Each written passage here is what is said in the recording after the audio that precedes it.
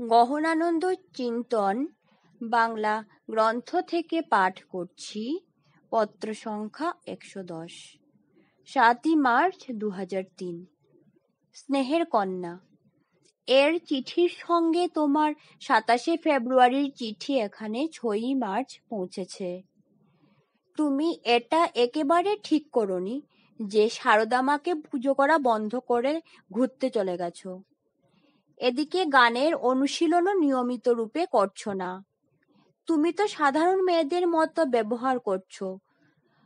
তোমার মধ্যে আমি তো কোনো ধরনের পরিবর্তন দেখছি না। আমি খুবই দুঃখিত তোমার এই ব্যবহারে। আমার কাছে ক্ষমা প্রার্থনা করে তোমার লাভ বা ক্ষতি হবে না। প্রথমে নিজেকে সংশোধন করো, তারপর চিঠি লিখে আমাকে জানাও। হিমালয় পর্বত, বৈশিষ্ট্য, গুহা খুব ভালো লেগেছে, তুমি লিখেছ। কিন্তু তোমার ব্যবহারে, তোমার দৈনন্দিন কার্যকলাপে আমি কোনো পরিবর্তন দেখছি না। তোমার জন্য শ্রী শ্রী মা এবং শ্রী শ্রী ঠাকুরের কাছে প্রার্থনা করা আমার কাজ। ওটা আমি করেই থাকি আর করেও থাকব। ইতি তোমার সতত শুভাকাঙ্ক্ষী স্বামী গহনানন্দ। ওম শান্তি শান্তি শান্তি।